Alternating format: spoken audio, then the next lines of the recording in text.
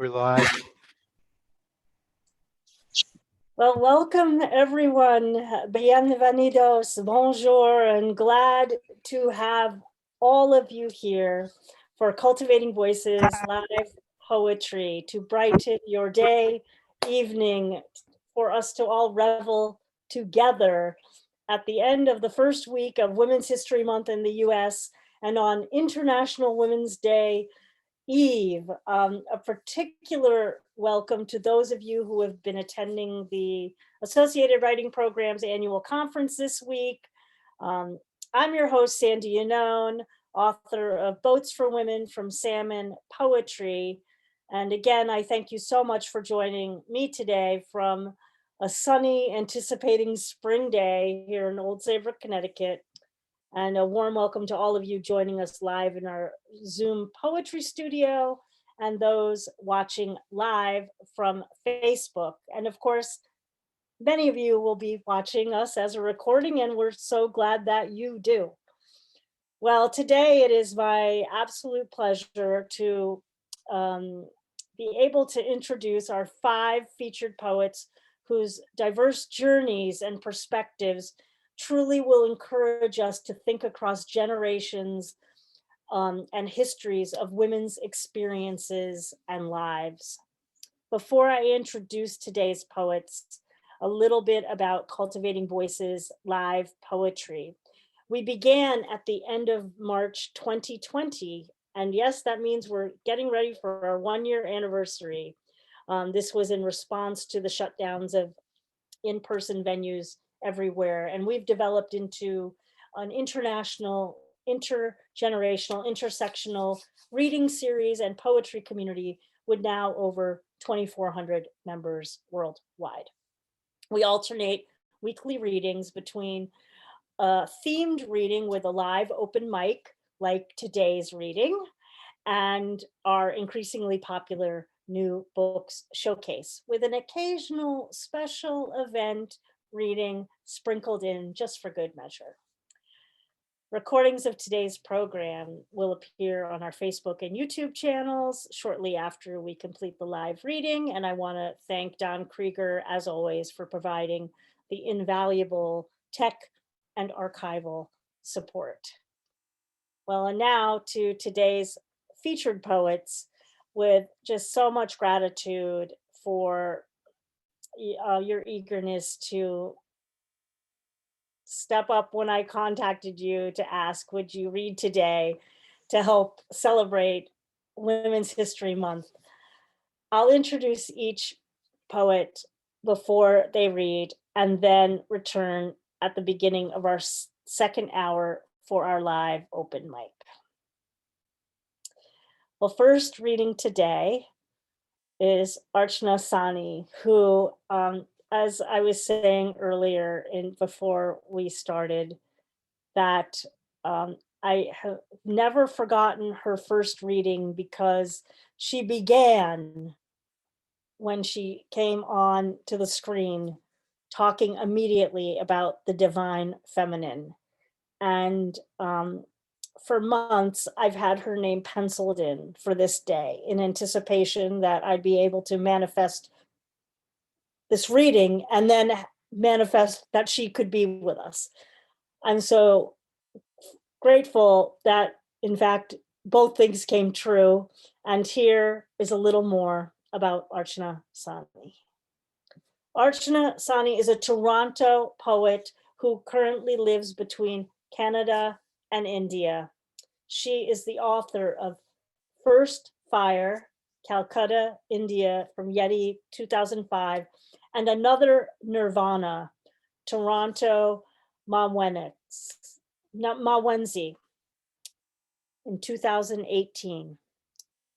She is also a full member of the League of Canadian Poets.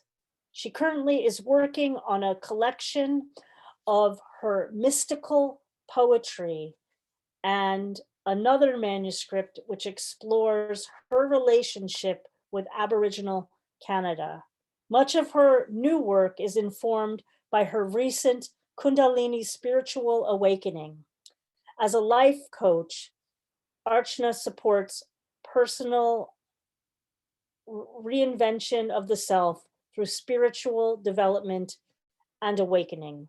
As I mentioned before, her most recent collection is Another Nirvana, and it can be purchased on the website that we'll have for you in the chat.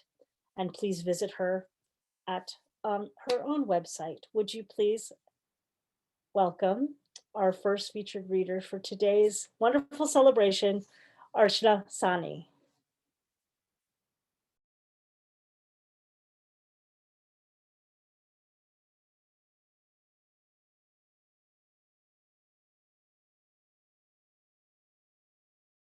Oh, you need to unmute. Okay, sorry, you got me there. So I'm going to start again. Thank you so much, Sandy and Dawn. I feel so honored and excited and grateful, for this opportunity, and especially to be reading on this very special day, Women's History Month, as well as International Women's Day. It feels really great to be, it feels like home, like I'm back home. And, special thanks to Sandy, whom I have really grown fond of, and whom I have grown to admire as a person and as a poet. So I'm really grateful for this opportunity, doubly grateful for this opportunity. And I was just thinking, what is sisterhood without a tribute to a sister? I'd like to begin with the first poem, which is a tribute to Sandy Yannone. And then I have 4 other poems, which I hope to read. Sandy will tell me if I'm overstepping the times, but I'd like to begin with tribute to Sandy Yannone.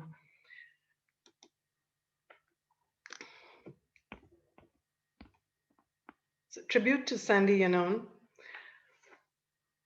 If our poems were homes and CV Live a city, you would live in a castle atop a hill, not because being host you thought you deserved it, but so that you could see us all better. Some of us need awakening and some need marijuana to expand our boundaries. Needing neither, you bring an ever-expanding heart carrying countries, while next to your smiling face, your hosting hands hold high a namaste, a heart, a teddy bear with equal ease.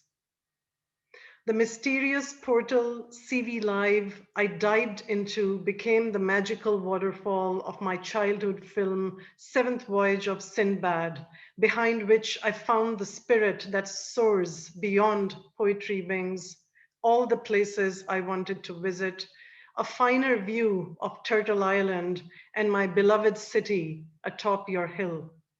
Calling you my friend, beloved friend, is to declare the virtual real. Zoom country makes me your neighbor. I knocked at your door empty-handed. I leave making your treasures my gifts, sprouting beyond time and space. In one hand, I hold leaves of grass transfigured. In the other, manifesta's grace. This is in particular, tribute to Sandy's poem Manifesta, which I really admire. So just wanted to let you know, for the ones who've not read the poem Manifesta, please do read it. I think on purpose, I did not include poems having to do with the divine feminine directly, because I thought, what is divinity if it's not channeled through real women, flesh and blood women? It has no meaning in life. So the next poem is a tribute to Emily Bronte, whom I really admire. So here it is, tribute to Emily Bronte. Contemplating you is a kind of cleansing, and I can do it at will. I find you in a country called Heath, between God and Gondal, where you are not a woman, but everything that arrives suddenly: wild grass, weeds, and a surge of passing wind. Somewhere between the slabs of the earth on which you wrote and the pages of your book, you move in and out as if through a door. Those who have never gone beyond your mapped contraries have stopped to peep at the keyhole and watched in disbelief to see you shed your skin and walk out as Heathcliff. Stronger than a man, simpler than a child, said Charlotte about you. But you were more. Woman Magus, mystic of mystics, you died into a new life, trying to sap the juice of brooks and thunderbolts into your body, your book. Only one like you, so drunk on life, could dream up the kind of love that turns dictionaries to dust.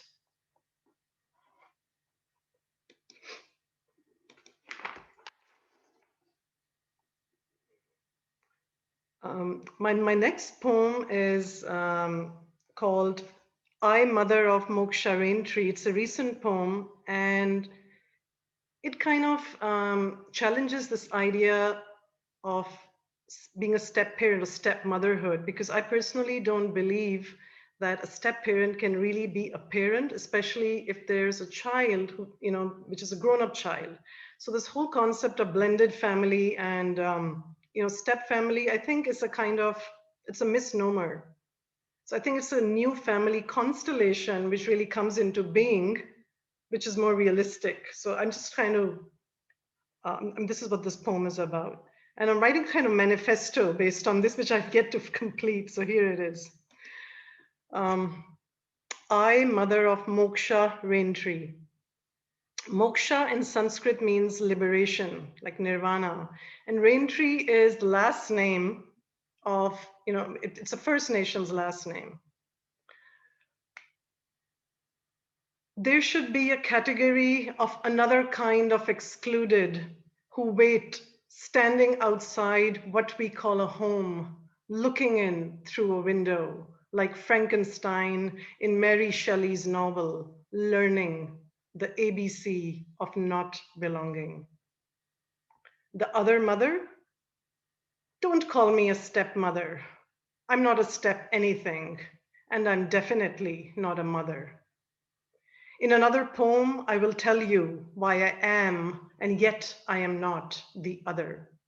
For now, let me just say, I'm just a woman married to a man with a grown-up child. That does not make me a mother. Adhering to a concept, not having the experience, makes me the other, yes, the other, which I refuse to be. I could have had a child, but don't you see? Another child would take away from the first love, money, and property. Those who have reproduced, adopted, had the money to commission a child through surrogacy.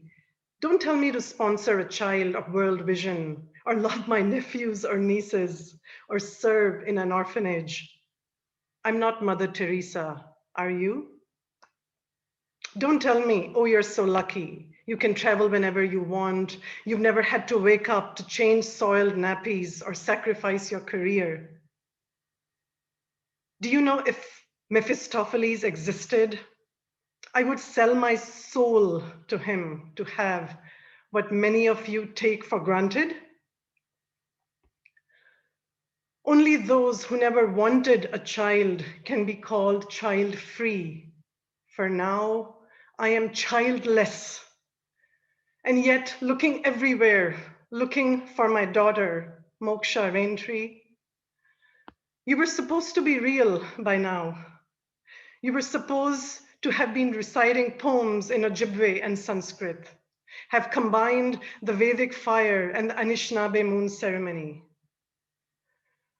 I'm waiting for you, Moksha Raintree, on the thought bridge of the 24th century, which only those who have paid their dues to compassion, love, and justice can cross, where borders of countries dissolve, leaving only poets, seers, non-violent revolutionaries, and outward-looking mystics. And I, mother of Moksha Rain Tree.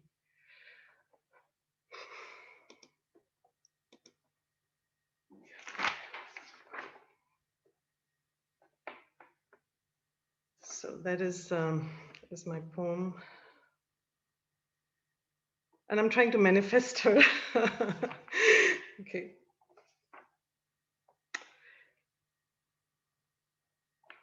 The next poem is called Draupadi. She's a character. She's a heroine of ancient Indian epic Mahabharata. It's supposed to be the longest epic in the world. She's married to 5 men who are brothers, and she's viewed as a feminist symbol because she challenges the idea that a woman can be the property of a man. But somehow, I wrote my PhD dissertation on her. Somehow I kind of find she's not radical enough, and that she should have, spoken her mind, but she doesn't. So I feel that she has kind of, because she didn't speak her mind, we missed the opportunity, and that she made women miss the opportunity. This is how I view Draupadi. This is the poem. Draupadi. Draupadi, I do not find your silence enigmatic. It is not the kind of silence that speaks. You've arrived too late on the scene with fire in your veins, seeking revenge for wrongs that are still committed. Nirbhaya too was you. What are you going to do about it? You who couldn't say no to man, sage, mother-in-law, and God, when they yoked you to 5 men while your heart was only with one. What are you, goddess, victim, crusader for justice, or simply a ruse for a war that others wanted? What did all your bravery amount to? Even your tirade rings empty. It comes too late. I do not find your silence enigmatic. It is not the kind of silence that speaks. In your silence, I feel only the betrayal of a lost revolution, a lost epic.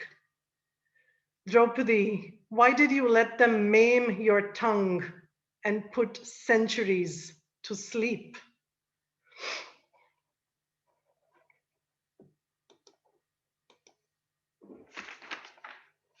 Sandy, do I have time or am I done? I do? I think we could go on. Yeah. Okay, so in that case, I'll read the last poem, and that is a tribute to my mother. Again, it's about real women. It's called Mother, in You There Is a Poem. Mother, is it not strange that I have begun to long for your childhood, not mine? In you, there is a poem I am trying to write. I climbed on garden trees, but you ran through forests, chasing wild hare and drinking goat's milk, bringing tadpoles and fireflies home in a jar. Now that the trees have given way to concrete, how do I inhabit your 5-year-old body, fleeing like an arrow through the wind? No doubt your memories could help me piece together a time when I was not. But now I want to enter a time beyond memory, when my unborn eyes first opened to see the pale pink of your womb, deeper still, to the time when you lay against your mother's womb, dreaming of me. Mother, this is the dream I will retrieve. This is the poem I will write, entering that dark womb of space, the source of all epics, struggling to be born. Thank you. Thank you so much. Thank you. Oh, I mean, And I said that Shah was getting so choked up through so much of the reading. But yeah, thank you so much. I'm so grateful that Cultivating Voice has brought all of us together, and what a way to begin our celebration of women and history and the generations. I think of 7 generations before, 7 generations forward. Thank you. Namaste. I'm going to move along to our next reader, who is my dear friend that I've known for quite a while, Jan Freeman. And what I want to say before I share Jan's bio is that if you have never read Muriel Rukeyser's The Life of Poetry, first of all, order it and read it. And second, then thank Jan Freeman, because Jan Freeman is the reason that The Life of Poetry came back into print. She started her press, Paris Press, for that sole purpose when she originally did that, and it extended far greater. She's done extraordinary work for years in the service of women's voices, and now let me please share with you the little more formal biography. Jan Freeman is the author of 3 collections of poetry, most recently Blue Structure from Calypso Editions, and the co-editor of Sisters, an anthology. She was the founder and longtime director of Feminist Paris Press, and now teaches workshops and runs the Mass MoCA, that's a Museum of Contemporary Art, Writing Through Art Poetry Retreats. Mass MoCA Writing Through Art Poetry Retreats. Poems from her manuscript in progress, Mobius, are forthcoming in Plume, the North American Review, and 9 Mile. And I'm so glad to welcome Jan Freeman. Thanks for returning. Your last time with us was at Votes for Women. It's great to have you back. Thank you so much, Sandy. I feel really honored to be here celebrating International Women's Day.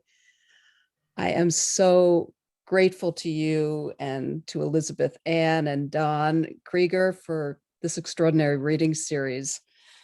A huge pandemic accomplishment and a gift to all of us. Everything that I do, everything that I am, is informed by the women's movement and by the great women of change, tenacity, and bravery who preceded the women's movement and who continue to make it possible to speak the truth of women's experience, the truth of human experience. From Sappho to Elizabeth Cady Stanton to Emma Lazarus to Gwendolyn Brooks, who was the first poet I read as a child, I heard read as a child, and then who I read as a child, thanks to my mother, who took me to a library in Philadelphia where she was reading. I am so grateful to Audre Lorde and to my poetry mothers, Muriel Rukeyser and Ruth Stone. The first poem that I'd like to read is in conversation with one of my favorite poems by Ruth Stone. Ruth's poem is Hanging Laundry, and my poem is Hanging the Dirty Laundry. Father's ties were mother's noose, round he wrapped the cotton silk, under through he pulled them tight, over the bag, over her head, mother drugged with sedatives, boom, dead. He changed his mind when mother smiled. He called the cops, come, suicide. She nearly died, father cried. Our hero, all the children cried. My hero, frightened mother lied. Bad mother, all the children cried, and turned their backs on suicide. Selfish greed, the children said, yes, we wish mother were dead. And each child loved their father more or loved her less. Marriage was a suicide that mother finally survived when father died. And I'd like to read a very new poem, Baby, in parentheses, Anthem. Squeeze the baby, make her cry, pop your big toe in her eye, baby drool and baby poop, clean the baby, sweep the roof, put the baby in a pot, wipe her nose, and boil the rot. If baby lives to be a girl, thread the baby like a pearl, press the girl into a dress, punish girl for baby's mess. Watch the girl bloom as girls should, hammer girl like walnut wood. Make a box or make a shelf, level big girl on the well. Pump the water bright and clear, tease her hair, braid her fear. When her feet push through the sides, tell her all the big girl lies. Fill a house and build a fence, pitch a baby in her tent. Soon a mama will awake with a smelly easy bake. Set the table, paint a crib, stitch a name on baby's bib. This is how all families grow, like the wheat, plant seeds in rows, scrub the tears, smash the peas, smear the door, tie the keys. Mama's born and mama's made, pledge allegiance, replicate.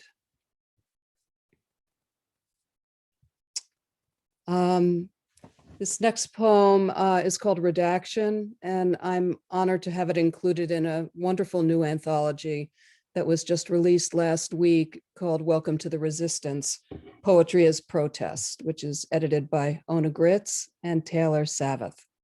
I recommend it to everyone. Redaction. I don't like you, but I can't draw a line through you.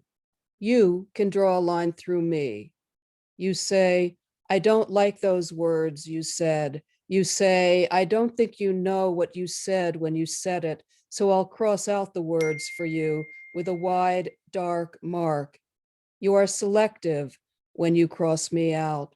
I choose this line. I don't choose that line. You know what you like.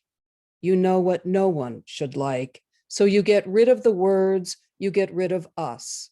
If pages look like punched in teeth, we pretend they are maps of cemeteries. Whether or not I did or did not do what you say I did, you create your story and mine and make it as confusing and simple as you want it to be. I think of you when night arrives. The sky is your redaction. If you hide me from my story, if no one can find anything but your hands inside my story, it does not matter. Everyone believes you, even when they don't believe you. It's so much easier to believe you than believe, I know this, I know that. If you cross out what you don't like, as if I were a book or your own thoughts, you are my father reading the book and writing it. We all can do that if we know what we know without questions. I will redact too, but invisibly, because you are the ink and you are the paper, and you are the long black lines in the redaction of history. And the last poem that I'll read is in 3 sections. It's called The Odyssey of Yes and No. 1. No, I cannot say no, I say yes. No cannot be said until the father is dead. Even when the father is dead, no, I will say yes, not no. No is not said in front of the mother, even when the father is dead. The mother mirrors his square head. Even when the father is dead, the mother does not stop saying yes to the father. But when I ask the mother about her suicide, she says no, not yes, no. No, she says, he made it up. No, she says, no. Then I cry like tiny tears who arrived in a box from the box tops of sugar pops. I hold the mother's hand and we sit without yes or no. Even if she closes her eyes and dies, she said no. There was no suicide. If she can say yes while saying no, she says yes, but she said no, which sets the story straight. 2.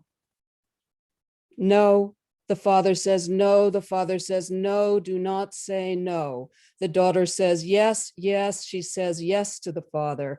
Yes, yes, yes, yes, she says over and over. Only yes, the father said, do not say no.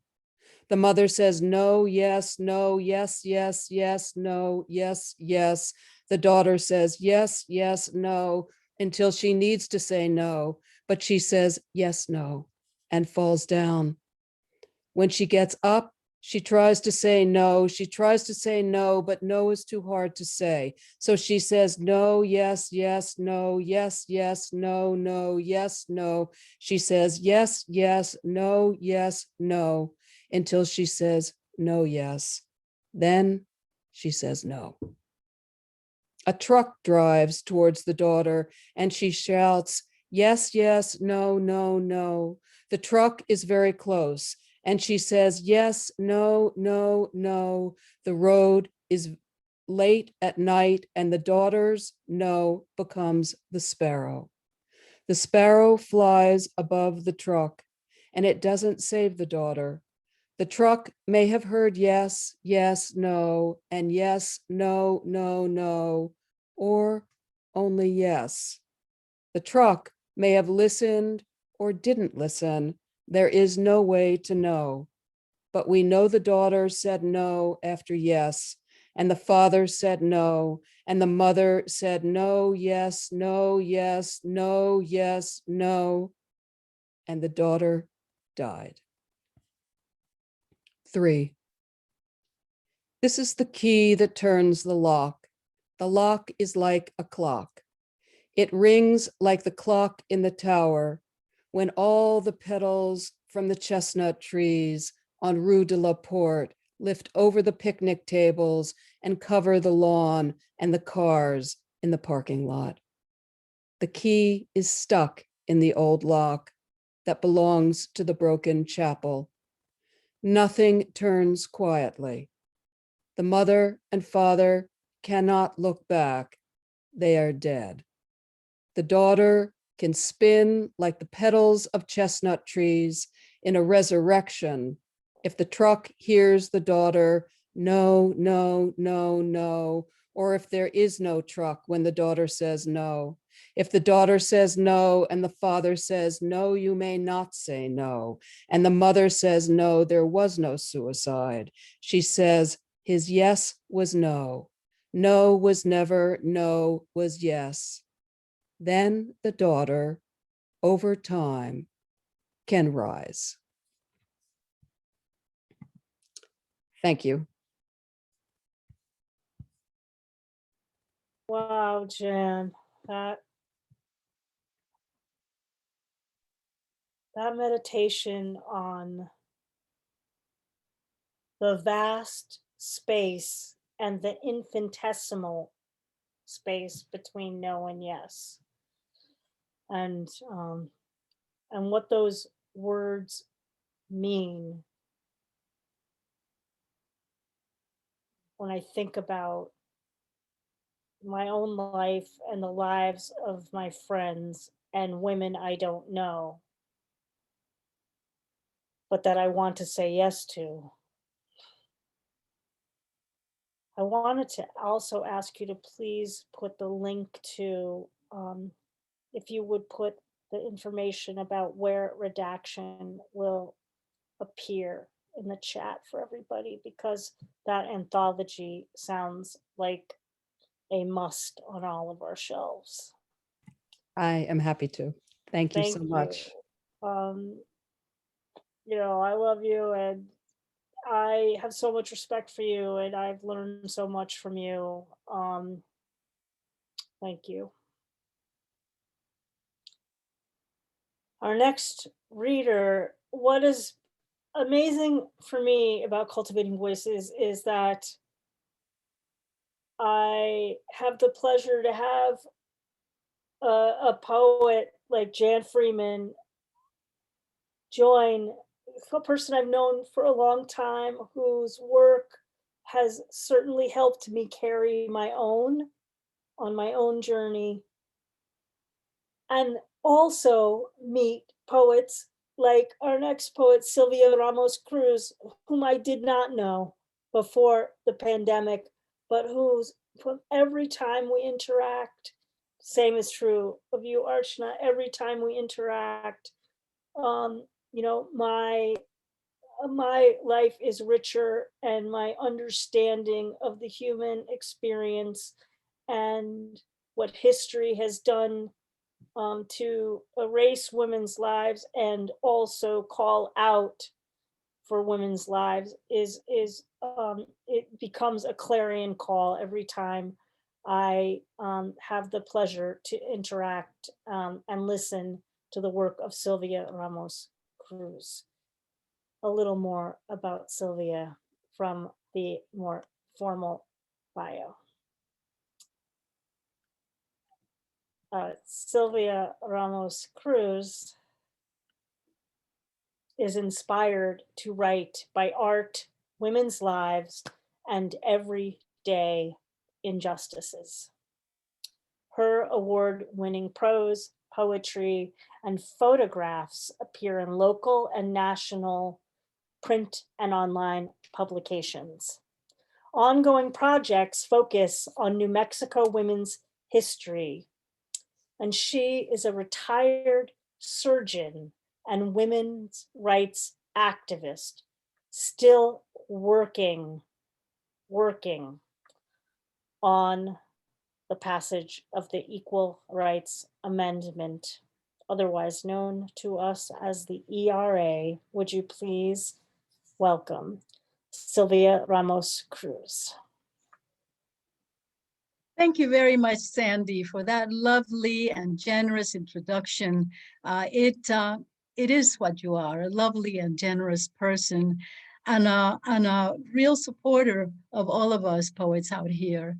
Thank you for including me in this august group of readers. I am actually quite overwhelmed by that, but I will do my best.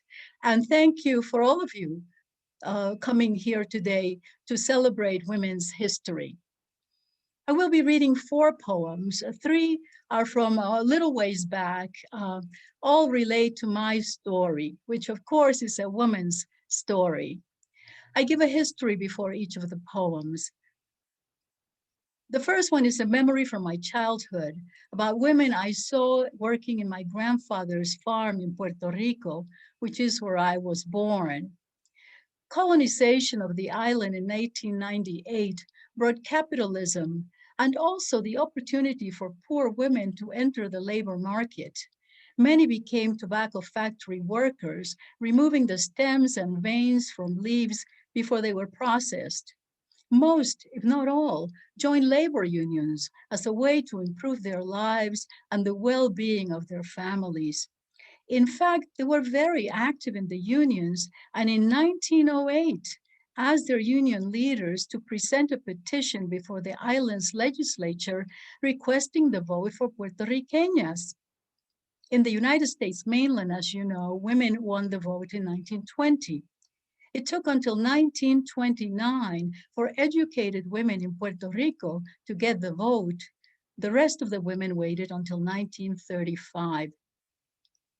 I just learned this history recently. knew nothing about it when I wrote this poem that I will read to you today. Now I wonder if some of those women I saw in the barn in my grandfather's farm had been part of the struggle to get women rights to vote in Puerto Rico. Of course, I'll never know, but I see them in a different light today. Barredor. Wilted tobacco leaves hung from rafters like spent dirty handkerchiefs.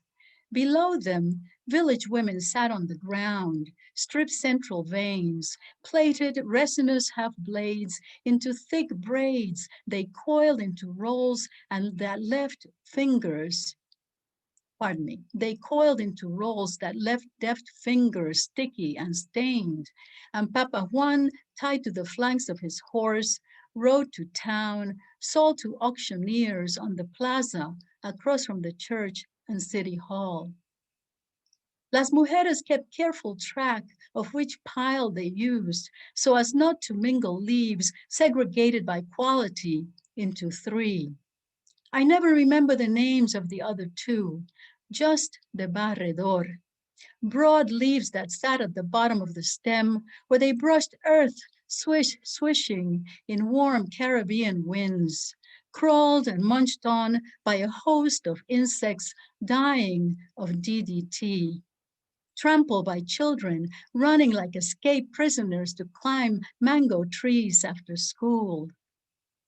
Barredor, floor sweeper, never expecting to be more than just good enough to go into cigarettes or chewing tobacco. No expectation of becoming a Havana, good enough to be clenched between the teeth of Fidel Castro as he glared across the Florida Straits at JFK.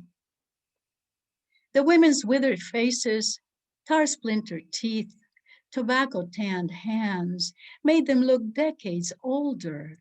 They chattered constantly as they weaved, laughing at stories they'd heard a million times, spitting thick tobacco juice into corners of the barn, cotton skirts sweeping dirt floor as they leaned in, plunged fingers into aromatic pyramids they spun into brown gold.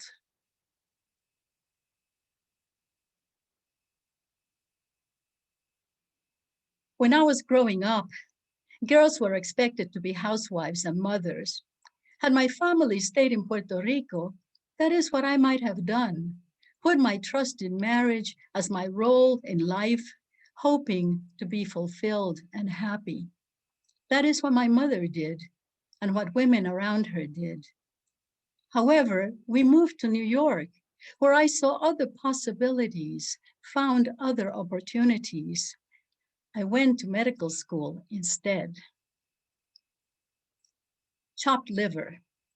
The pungent, slightly metallic smell of Mrs. Weinberg's chopped liver, wafted in the air belched by factory smokestacks, just a few blocks away from the anatomy lab, where Roger Ratz, Raymond Reich, and I gingerly picked apart the greater gluteus fibers of Mr. Green's formalin-pickled sacred bone. It brought memories of Mom's cumin-speckled chicken livers in brown sauce that my sisters and I would eat over rice, building our stores of iron against the day when the heavy red metal would flow from our bodies in a ritual of monthly purification designed to turn us into childbearing, dutiful wives. I remember my mother's story. In the early days of their marriage, my father loved her liver, and she loved cooking it for him. He would arrive famished after a long day lugging Underwood typewriters, riding city buses from one business to another, hoping for a sale. The rust-colored, fleshy delicacies were guaranteed to sap his spirit, if not his feet. When he started college classes, he took a night job in the morgue at the hospital where my three sisters and I were born. One day he came home, pea-faced and peaked, told my mother not to serve him liver ever. He had seen them in the raw, dislocated, discolored, cancerous, and cracked, would never see them in any other light.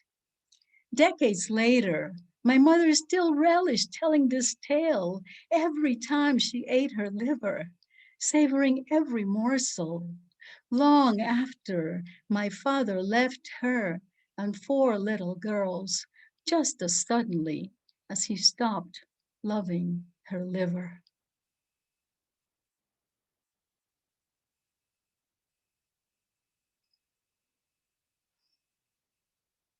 When I became a surgeon, women were 0.5% of surgeons in the United States, and Puerto Rican women surgeons like hen's teeth.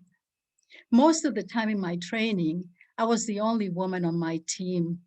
By the time I finished and joined a medical school faculty, there were a handful of women residents in the program.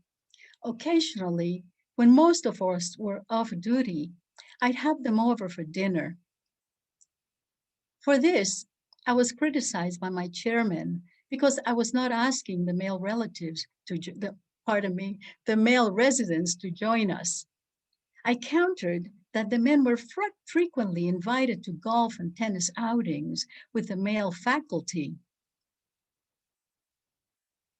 He countered that the men residents were frequently invited to golf and tennis outings with the male faculty while they changed clothes in the doctor's locker room. There was no locker room for women doctors. We changed with the nurses. A place of our own. We gather in my living room in Riverdale, above the dark, still waters of the Hudson, for dinner in a space devoid of men, a space where we can sit, relax, free of male clothing and attitudes donned each time we go into the OR, ER, ICU, a space where we can let our guard down, rearm for the battles of another day. Spread around the spacious room, eating takeout food, my culinary talents undeveloped, more lack of interest than lack of time. The few who inhabit this man's cutting world are as different from one another as we are from them. We are the toughest nails woman, the one who cries the fattest tears ever seen woman, the flaky woman, the much too soft woman, the maybe too old woman, the pretty plump woman, and I, the one who's been through the whole process and still stands, woman. So I've heard us called. Occasionally, my 9-year-old daughter wanders in, drawn by the jokes and laughter, clinical anecdotes, sobering stories, and yes, ranting and ravings of women who chose to take the knife against all odds. To her, we're all just fine women.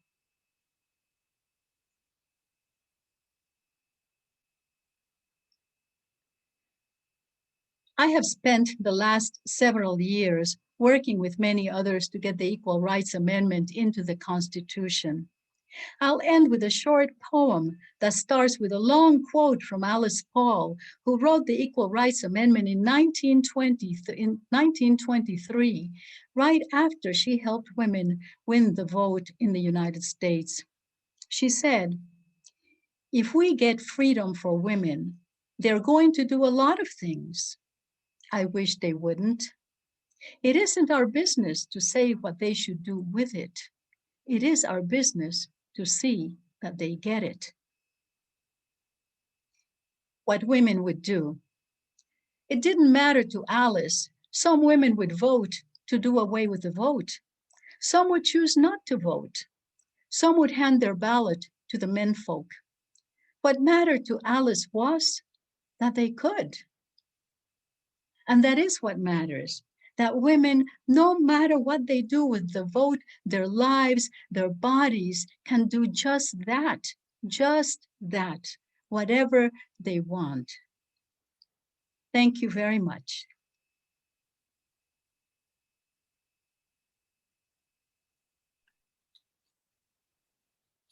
Muchas gracias, Sylvia Ramos Cruz, for your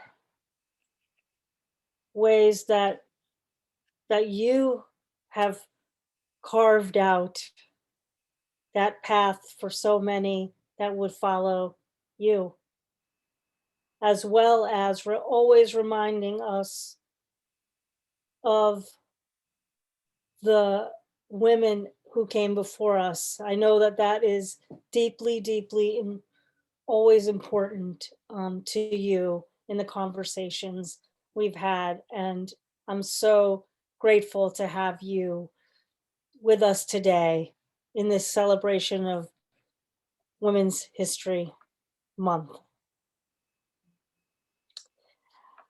Well, next we will go north up to the Calgary area.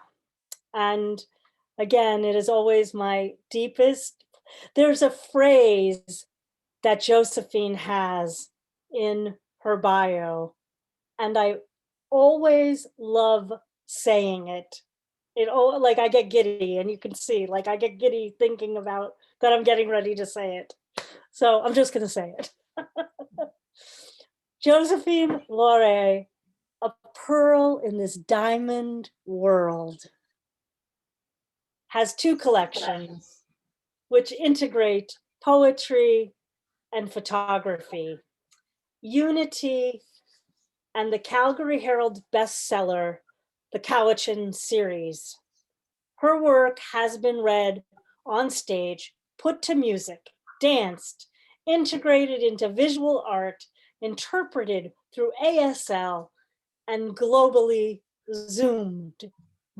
I guess we have to add that to our bios now, globally zoomed.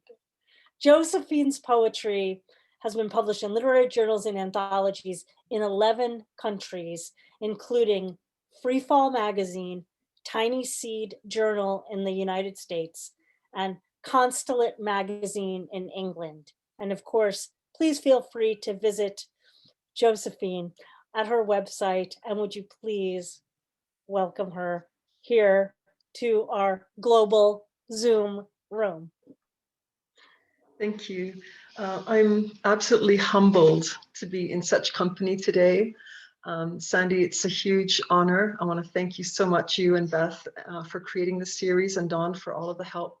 I feel that through pandemic, through isolation, poetry has been my life jacket, and Cultivating Voices has been a lifeboat. So thank you so much. It's especially meaningful for me to be here on a day when we're honoring the feminine, and the poems explore what the feminine means to me as a mother, as a daughter, as a sister, as a lover. The first one is called Our Children. A daughter is a dream we dream while still within the womb. We are born with our children inside us.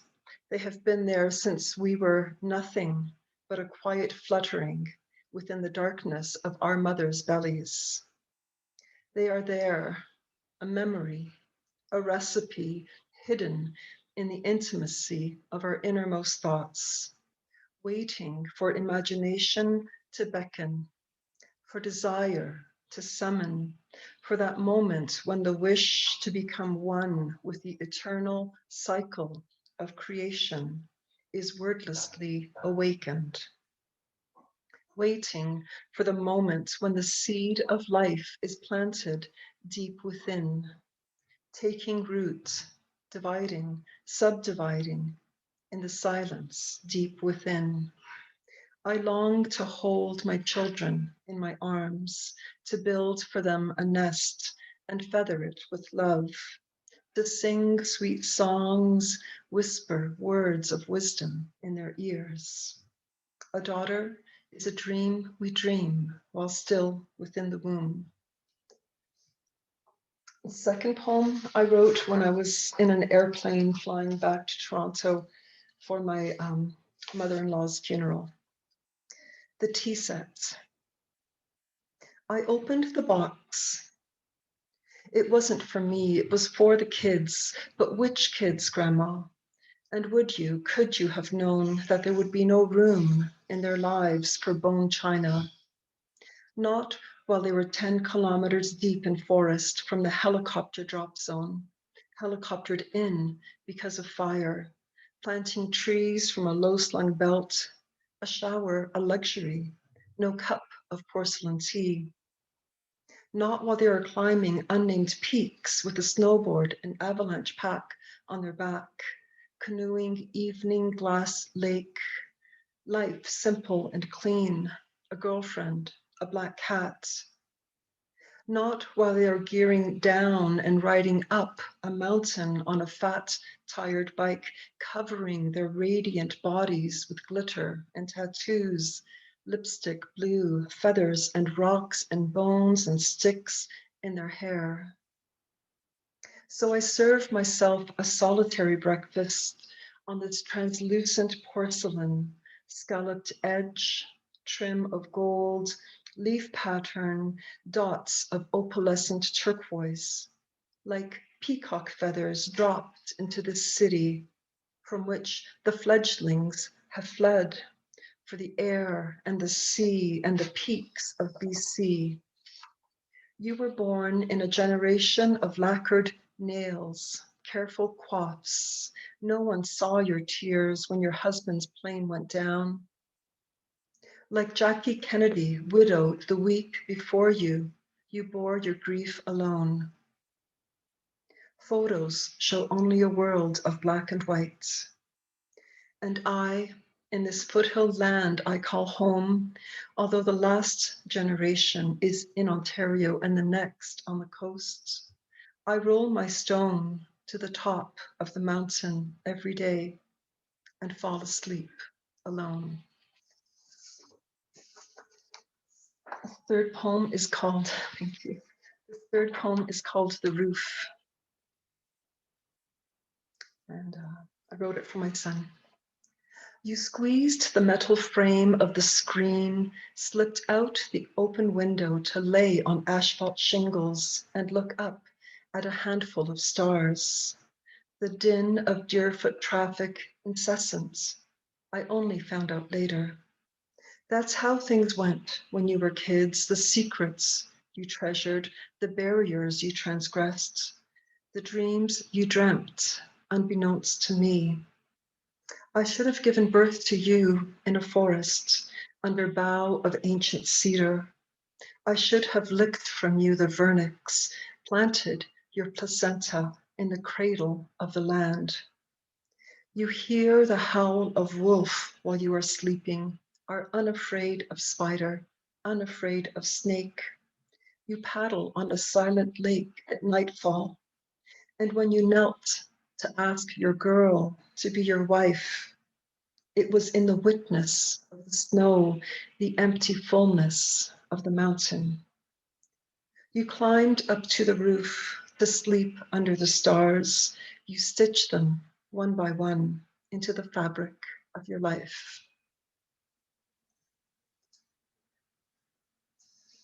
The next poem I wrote in response to an album that a friend of mine put out. This one is called The Highway Traveler. In days of damned and dimming light, she dealt out jacks or better, and though regret seemed heaven sent, like storms and snow and driving rain, dawn came despite the weather. Light and fate and life and love, her perfume on your tongue, come midnight when the land was parched, a lazy clock did start the race, and bones in prison lung. Her hand stretched out at 2 a.m. to smooth a passing wrinkle. Every dream made newborn flesh and quiet desperation, a warning in eyes twinkle. Her ragdoll hair, her ruby lip, unraveled on the ground. In days of wine and crumbling stone, this unknown highway traveler will nevermore be found. The next piece I wrote for my older sister, who married someone from my parents' hometown in Sicily and is living there, even though she grew up in Toronto. My sister Mary, and this is called Mary of the Terrace. Mary, you returned to the sun-parched earth of our parents and stand within sight of the cracked escarpments we laughed about as children. You choose to live on the sidelines of town, a town so small that whispered rumors silence you. White oleander grows on your sun-worshipping terrace. With your watering can, you coax red blossom from cactus, and under uncountable stars, your husband's fingers pluck at strings as he sings melodies born 300 years back. Mary, you hang your laundry on a line that faces away from the village, the redolence of oregano and rosemary released as your sun-kissed shin brushes wordlessly past. This next one I wrote before COVID. I was lucky to be able to fly back to Toronto twice a year at least to visit my mum. And this one is called I Am Ready to Memorize Mother. That new hesitation in her voice as she asks again if she has added salt to the tubettini bubbling in the pots. Every time I fly back and hold her, she has shrunken one size smaller, shed inches of assurance, lost pounds of fierceness. I am afraid to delete her voicemail from my phone, though she always says the same things. How are the kids? Wear a scarf, make some honey lemon for that throat, as if I were 12 still, 12 again. And she's surprised at the recipes I recite back to her from memory, the expressions she taught me when I was but a child, Sicilian expressions like un jeddo senza tre, things happen in threes like my sisters and me. When she has grown small enough, I will fold her up and tuck her into my breast pocket so that she can feel forevermore the drumbeat of my heart. And two more. Thank you. This one is called Wild Sky. You are electrons, protons. I am sparking off the sun. You are escaping gravity. I am thrown out of atmosphere by rotation. You are hurtling towards the earth. I am thinner at polar caps. You are colliding with my atmosphere. I am igniting into color, into dance. Most of the particles deflected by Earth's atmosphere, but when you kiss me, you become my oxygen. You are lights dancing. I am wild sky. And the last one I would like to read is called Forget Me Not, and I would just like to explain two references. In this poem, I reference Rhiannon and Psyche. Rhiannon comes from the Celtic tradition. She's the goddess of fertility and rebirth, and Psyche is the Greek goddess of the soul. Forget me nots. Forget not the haunting of Reznikov, tower stark against tipped bowl of stars, sidewalk diamond brilliant in winter, untouchable beauty afar. Forget not prematinal meander in the ivy blue misting of France, La Campagne, bien avant l'aube, walking the Roman-built road. Forget not the drunkenness of delights, l'insouciance. And how right we were then, how right. My waist in the space of your two open hands. I shall sit on the rocks by the water and comb out my long graying hair. You might call me Rhiannon or Psyche, but you would be mistaken, for I am none of those. I am all. With my silent song shall I summon soldiers, sailors to my door and watch them collide unencumbered on the sharp precipice of my shore. I shall pick up shells one by one, listen for lost echo of love. I shall open the oyster, drink deep elixir, savor each pearl on my tongue. Forget me not. I shall ride the camel in cold night across caravan of sand. I shall bathe in moon's blue glow, singe your eyes, burn your hand. I shall pet the memory of each lover, stroke each tender head, watch the flick of tail, push each pad to see emerge and then retract the fatal claw. Forget not the entanglement of sheet and limb, the strike of match, the salt of body and heat. Forget not the clamor of heart unleashed, burst of amber green and purple black sky yet unseen. Forget me not. I shall pour I shall pour oil into the canal of your ear as you twist and you turn in tempestuous sleep. I shall crouch and whisper my unspeakable name into the crevice of night. Forget me not, Josephine LoRe. Thank you so much for having me today.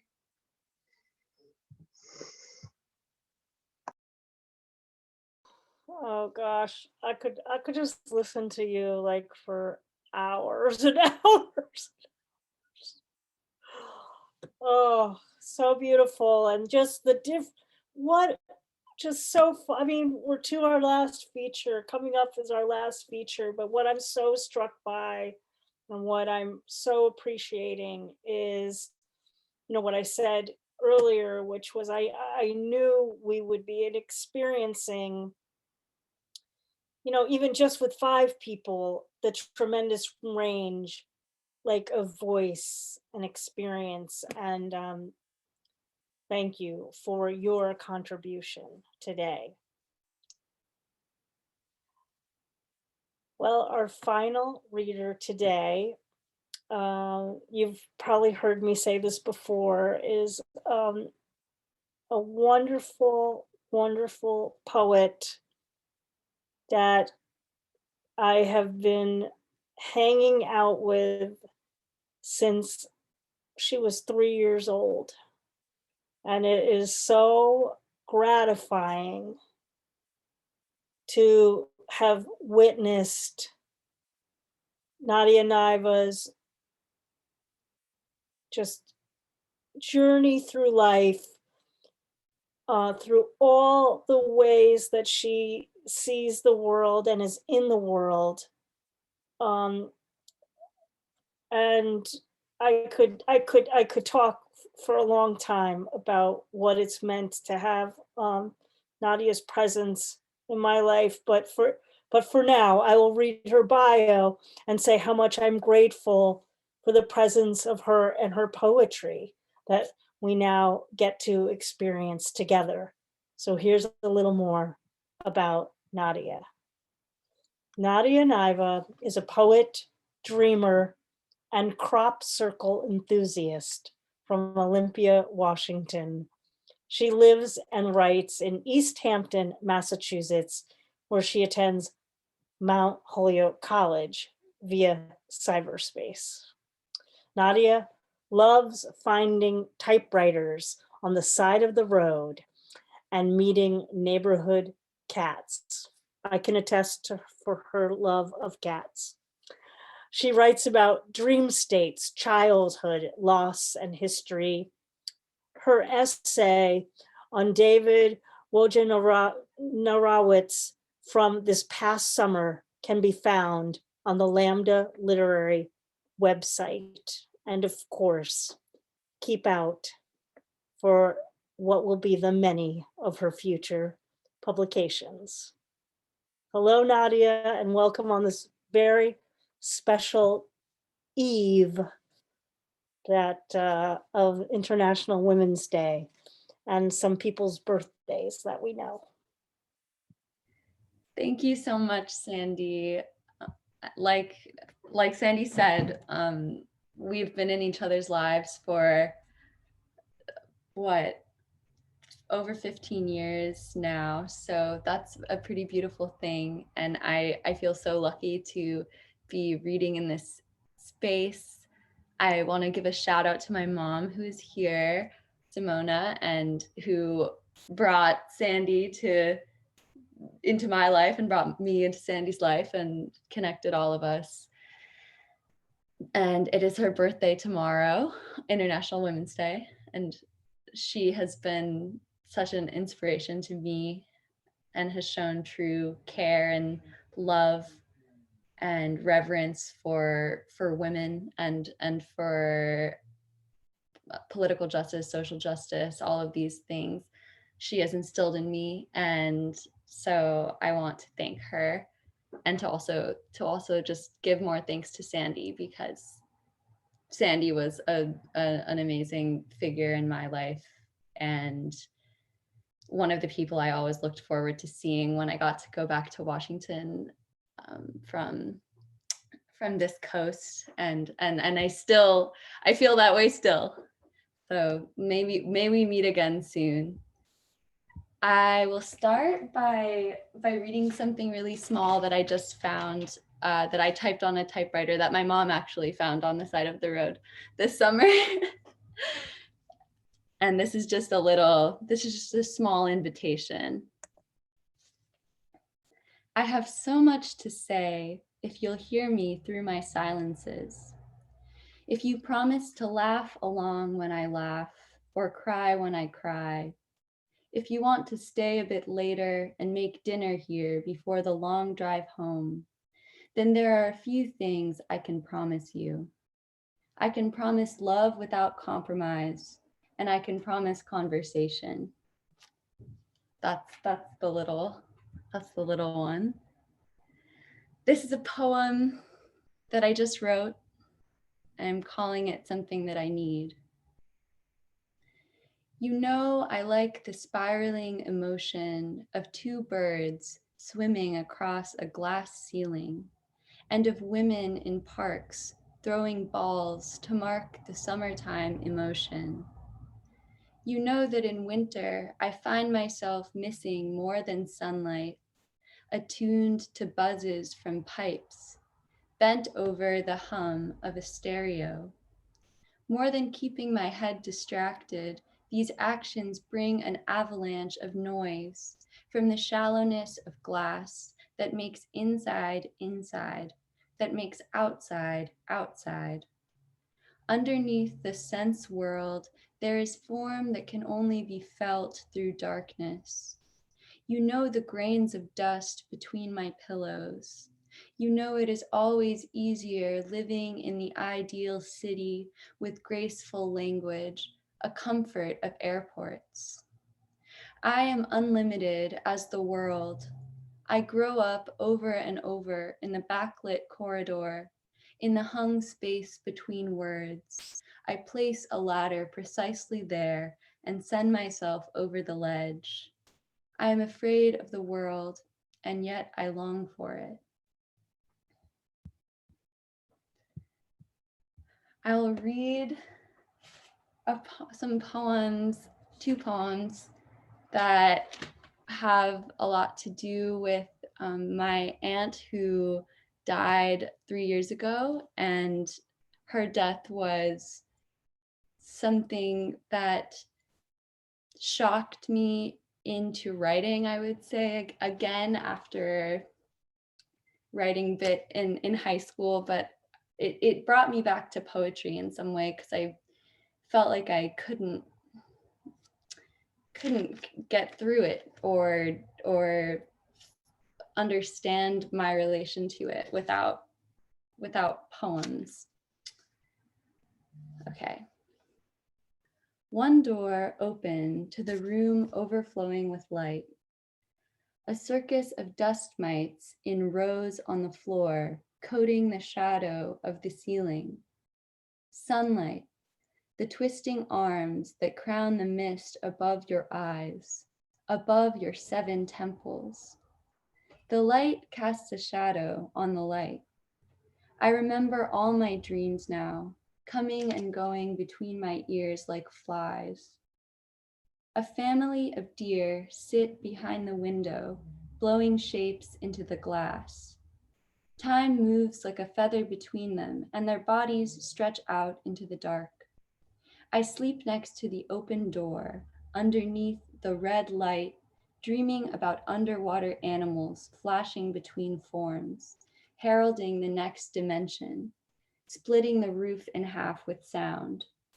I want to try and talk about it in the purple night behind an open door, draw the curtains, pour out the potion, meddle in the fissures while I disappear among them.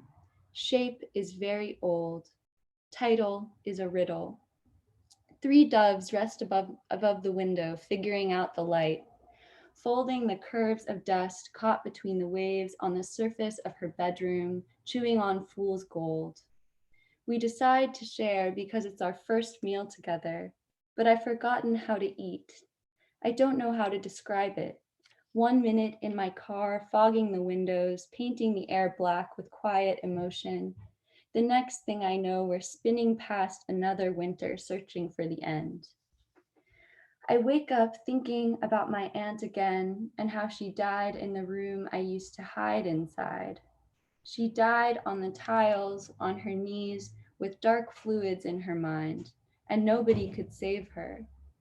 When I found out, I wanted so badly to go back in time and make it possible for her to stay alive, because I knew her body was still strong and unburied somewhere. I just had to find it on my own. Chris, I miss you. I leave the windows down for you. I buy pottery for you, but I never see you in my dreams. You turned into a pile of dust that freezes and unfreezes with the day. How can I send back all the time spent tracing your face against mine? I lost all the family photographs after they stopped moving. I could not keep folding them into shapes. I want to kiss you, but I want to kill you first because you're dead and there are waves underneath you. The same way a missing dog is never found. The same way 3 friends leave the party together but walk home alone. You are here but distant, away and altogether everywhere. The gifts of the body are spent between us. Hold up your wrist to the light. Reach inside your grave and uncover a new face. In my head, I go to the last place I can imagine you walking. I need to know what you were chewing on and why it could never go away. Most of all, I want to understand the symbols together before the day rolls by.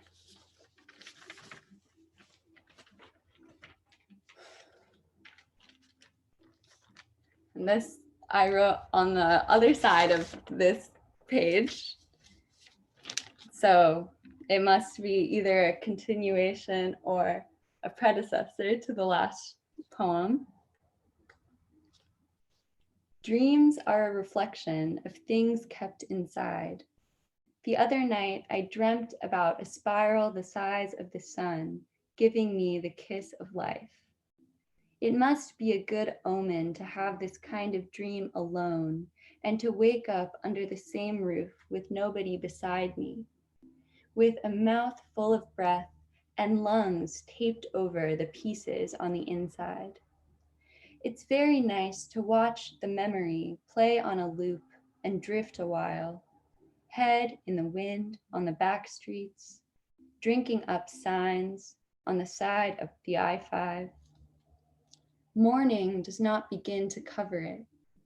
I'm over the side of the mountain, coming back to her, with light inside the tunnel. She has 3 years to thank me for since she went away.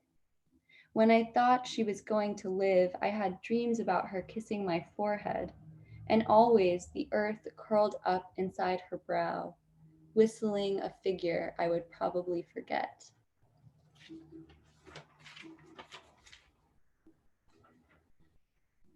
How much, what's the time looking like? How much time do I have? probably read one more or two more. Perfect. Okay, perfect. Okay, I will read one very little poem and one slightly less little poem, but not a big poem. This is a small poem about a snail that doesn't exist. Look at the snail. The day you came into the house and busted through the door, we took a handsome photo. You started writing me letters, and here we are on the same train. We make so much together. It is almost the only thing that gets better with time. And this is the last poem I'll read is called Learning, and I wrote it maybe a year ago, and it brought me into a new world of writing, and it's a special poem to me. Learning. I parked the wrong car in front of the wrong house, next to the wrong tree, beside the wrong lake, on top of the wrong street, underneath the wrong sky. When I stretched my arms and legs, they drooped to meet the earth's top layer. I took some aspirin to blanket the pangs. I read a book, and when that was over, I went outside. All around Earth, I could feel the friends rejoicing, children making faces at each other in the snow. They are taught the meanings of objects through sight and not description. They have no way of knowing that the day we lose our senses, the world will still be full of color. Thank you. And thank you, Sandy. Wow, thank you, Nadia. And of course, just because I can, I'm going to say happy birthday to my dear, dear, beloved Simona. Yes, what extraordinary way to celebrate the connection between mothers and daughters on Women's History Month and the eve of International Women's Day here on Cultivating Voices live poetry. Again, thanks to Nadia, our last featured reader for today, and to our earlier featured readers, Archana Sahni, Jan Freeman, Sylvia Ramos Cruz, and Josephine LoRe. Look for information about how to purchase their books and their projects and their interests, the things that you heard that make them tick through time in the chat. And please consider purchasing, if you have the resources, at least one title today to support these amazing poets and their presses. Well, now to our live open mic. We have a great, and so thank you to everyone who signed up for the live open mic. I want to remind everybody that you'll be reading one poem up to 3 minutes, and it's your own or that of a woman or non-binary poet that you admire. And I really love to have, so many people would say like, well, how do you do the open mic after you've had all these features? And I don't know, I am a glutton for voices. That's all I can say. And obviously you all are too for being here. So I'm grateful for those in the audience and grateful for those who will be reading in the open mic. You've seen in the chat the order, and I'm simply going to introduce you by name. I think Kim and I will help let you know who's coming up next. I'm going to make a slight change in the order because we happen to have, how special is this? We also happen to have another mother and daughter combination reading with us. So I'd love to have them read. So I'm going to move Scott to read after Asia Oishi. Okay, well, great. Well, first up, we have a person that I met at Parkland Poets Society outside of Edmonton, but resides, I happen to know, in the Cleveland area. Would you please welcome Elizabeth Eisenberg? And you can just please unmute yourself and read your poem. Welcome. Hi. My poem doesn't have a title. Being a woman, be yourself, but not too much, not too loud or bold or emotional. Keep your tears hidden, except when you should. Be vulnerable on society's terms. The rules are vague and contradictory. Be you, but do it in a way that I can accept. So I twist and turn and try to be everything that you want. Vulnerable yet bold, smart yet naive. I get lost in all that I'm supposed to be. I am a woman. That's it.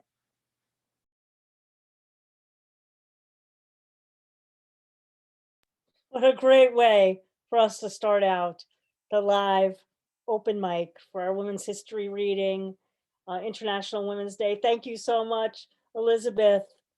And next I want to welcome Mary Oishi, whom I hope you all saw Mary's reading at our Laureate Love Fest.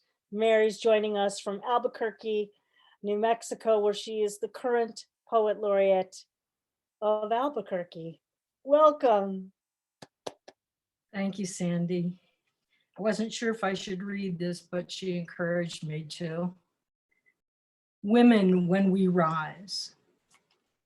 Women, when we rise heaving, panting, pushing, screaming like Big Bang birthing when we rise. Women, when we rise against pain, through more pain than one body can stand, it seems. Women, when we rise, it's never just one resurrection, it's always bringing more life with it, pulling the whole underworld along. It's bursting tombs into seedlings and springtime and singing tomorrows when we rise. Women, when we rise, truth mountains, shadow darkened for centuries, burst watermelon and high-lit ribs, plain as day for 100 miles when we rise. Women, when we rise, secrets cry out from crevices, sulfured springs transformed to sparkling. What once was poison now is fuel for still more rising when we rise. Women, when we rise, there is no wind can take us down, tethered as we are to moon and mystery. Women, when we rise, all else is trifled, all the foulest deeds of greed and war, all fears that spawn them gone when women find their power. Women, when we rise together out of bones unnamed and cries forgotten, bonded to ourselves like witch to stake, like slave to chain, like Hiroshima vapor to the stone, like Juarez blood to desert sand. But when we rise, we bring them every soul from the first mother forward, and goddess breath will roar from us forever when we rise. Women, when we rise, we must not, cannot, will not be put down again. When women rise, when women rise.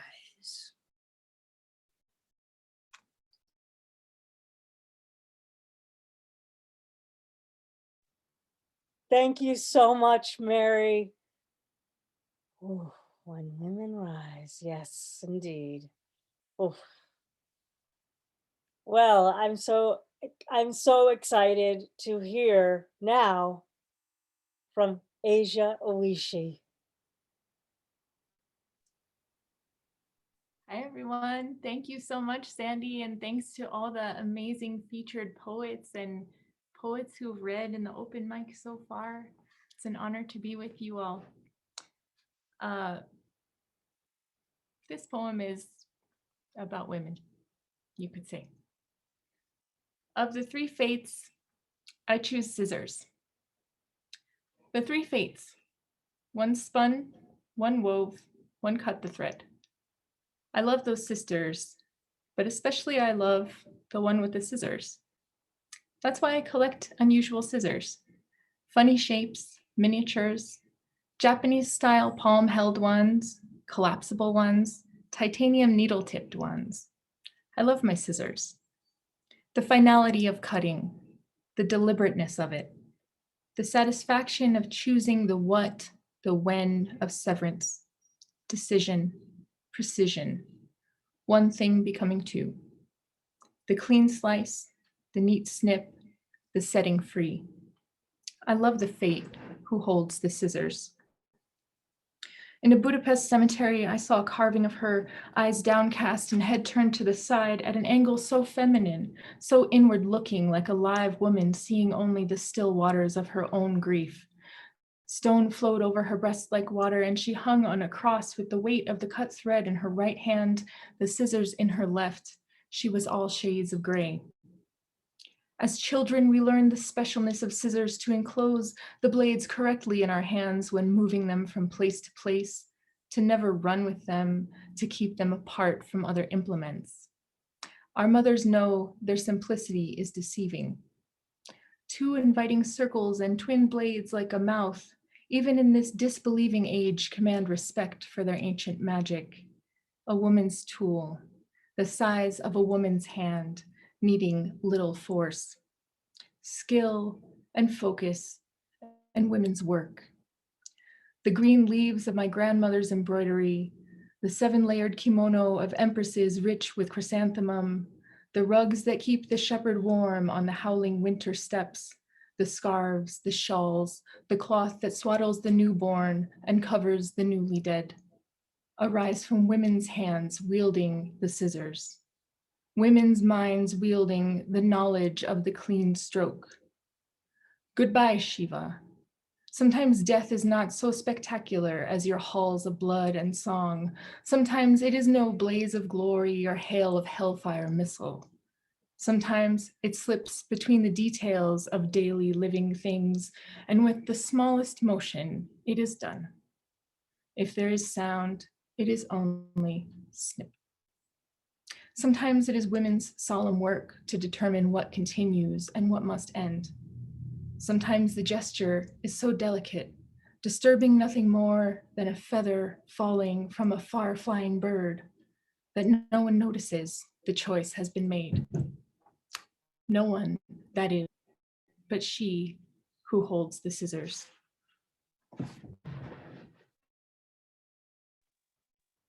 Asia, thank you so much. I love that poem, and I happen to know that it is from the wonderful collection Rock, Paper, Scissors, written by Mary Oishi and Asia Oishi together in the same volume. Thank you. I look forward to the next time that the three of us are together with many other voices.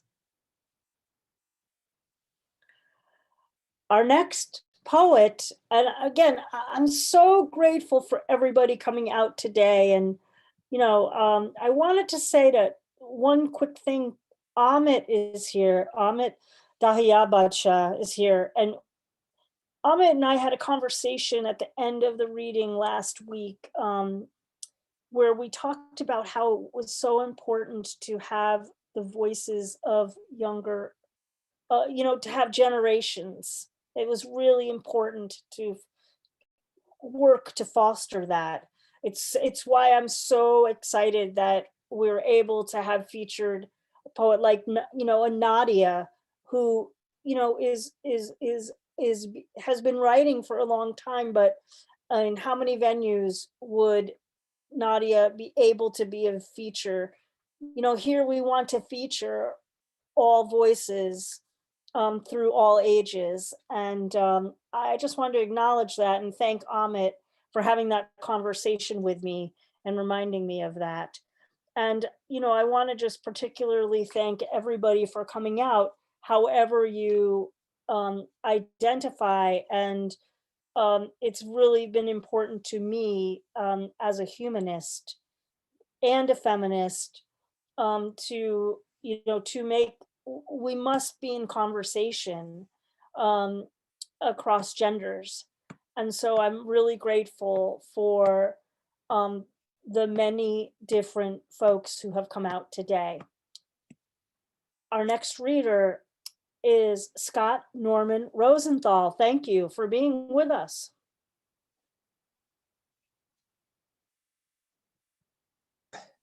Okay, here we go. Thank you, Sandy. This is a letter of congratulations to Polly Davies, March 2008, for Julia Utz and for Quinn Brisbane. 1. We all live in history in a place called the world. My name is Scott. You don't need to dread, not my voice or messages from this part of the world. It's referred somewhere in the Talmud. If you saved a life, you saved the world. 2. Once upon a time, 11 people got arrested near a house. A judge lived in the house. 200 or so people stood between a man and a death chamber. Most of the people went away. 11 chose to confront. Word from counsel said that we pulled it off. Jim Bevel did it again. New reason for a maverick to be vilified. Talk and hypocrisy. Otherwise, those who didn't confront might be those who ran away.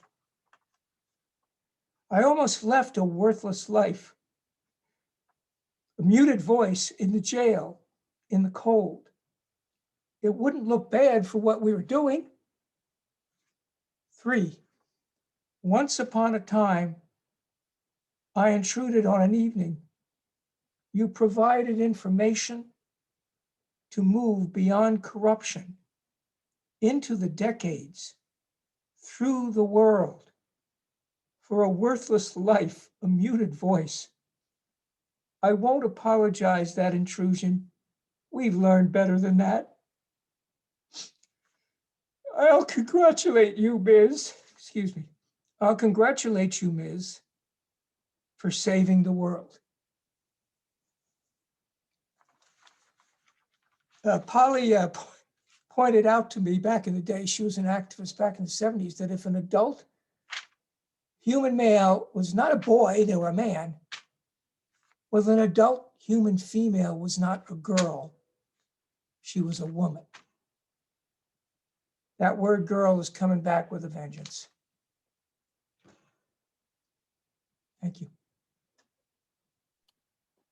Thank you so much, Scott. And I'm so grateful you were able to honor people, women who've mattered to you today, and how we all are in the world together and influencing each other's experiences. Thank you. Well, next we have Kelliane Parker. I'm so glad to have you joining us today to hear you read. Thank you. Thank you for having me. This has been an amazing, such a moving event, and I'm so thrilled to meet new poets that are new to me. I write a lot about surviving trauma and dissociation. And so this poem is about my own experience with a dissociative disorder. It's called Instructions to Insulate from Moonlight. Wear malachite, drink hawthorn berries, prepare for the next cycle in the infinite loop, and remember to breathe as the sun starts to fade and paints clouds from below, while anxiety grows into a flower named dread. Snapping photos to steal light, which I hide in my pocket to later conjure safety, but land eludes me, and I began pacing in a rhythm. This is the dance of my youth. This is the dance of my culture, while my feet lift off the ground. And so I float and spin with no handhold in sight, no means to make it stop, until I'm swept up in the current. Then the images come, first like faded Super 8, flash hypersensory, then to sensory fog, the taste of bile and rot. And it slowly slows, the nauseating, spinning, rapid flipping, familiar state of dissociation. A familiar task that elude me like opening doors, and so I wait before them until memory returns. And after running from this burning building of a body, avoiding mirrors to evade the reflection of the wild-eyed animal eye shine of the familiar and the totem and nothing. Then the nothing, the welcoming, familiar nothing, weighty blanket of nothing, and I return, time lost but grateful. I've survived another until the next full moon.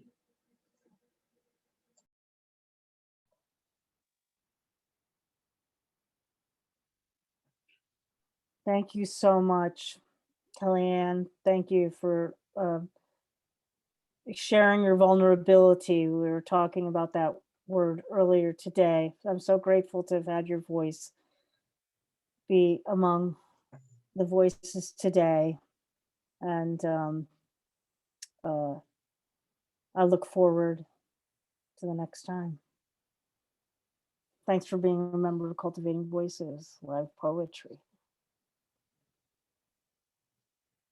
It's a great title, too. I'm horrible at poetry titles, but that was a fabulous title of that poem. Right, you had me right from the beginning.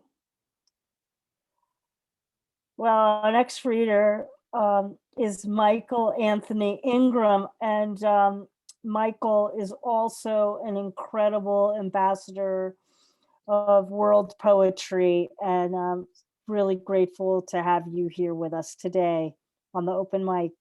Welcome, Michael. Thank you very much, Sandy. This poem is a tribute to Carrie Halsell Ward, the first African-American to graduate from Oregon State University in 1913. She reached out and touched history. Although many could not imagine that it was her plan, given that she was young, life still developing, gelling as a creation, still being molded and forged in hues of ebony, bronze, and gold. She reached out and touched history, although the fathers of the day refused to believe that she could do so, given that she was a woman, the right to vote for the mothers of all fathers still in its infancy, the casings of a woman's world still relegated to the margins of society, despite pleas for social reform from suffragettes and cries of "Ain't I a woman too," yelled loudly by noble voices who toiled in far distant cotton fields and other distinct places of work. She reached out and touched history, although the academicians of the day could not fathom that it was her plan. She was gifted and had the desire and dedication to uplift those in freedom. She reached out and touched history, although legions could not foresee that it was her plan, given that she was Black, colored Black when Black was not yet a color, human in one world and not the other, living in a space, time, and place that was not yet conducive to be young, gifted, Black, and to be a woman. Nevertheless, she reached out and touched history, and history responded in kind and reached out and met her touch, applauding that she was young, full of hope and promise, reveling she was woman, one half of whole, yet whole, perfect, and complete, relishing that she was gifted. Leaving the hallowed halls of academia, a college graduate, she set forth to conquer new horizons and find new ways of surviving and thriving in a world she had already achieved despite the odds of achieving, celebrating proudly because she was Black, best of her human right to exist, to learn to be free, to be cared. She reached out and touched history, and history responded in kind and reached out and met her touch. Destiny smiled and married the ebony night human embrace, creating a legacy of opportunities for all of us to achieve goals, reach dreams, and ascend undaunted by the limits of our imagination. Thank you.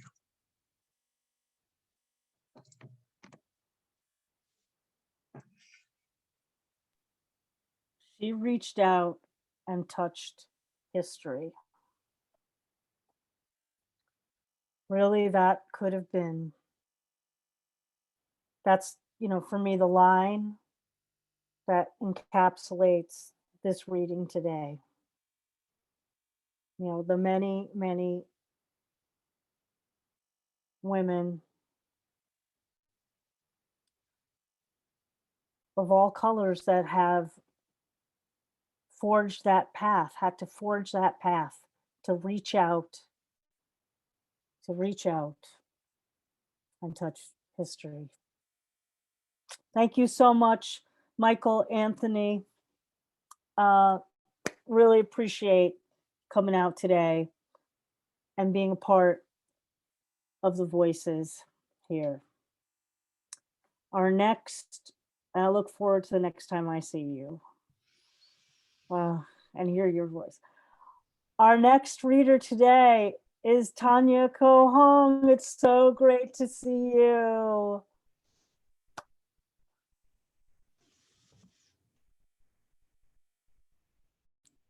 Oh, you want me to read it? For today, I wanted to be honored Comfort Women. Recently, there is an article came from Harvard University, International Review Harvard Economic Research, which I'm not sure if it's going to be published or not published, but like Mark Lemsier, Harvard professor, said, the comfort women called the prostitute. That is not acceptable. And I wrote this poem 2015, and it's been my anchor poem. And I'm gonna show you the picture of my book, which is supposed to be do book tour, but due to pandemic. Anyway, long story short, and this pregnant woman is Park Yong-shim. She was pregnant. She was born in 1921. She witnessed she was the one pregnant woman. So I'm gonna just read you the excerpt of the Comfort Women and let you decide.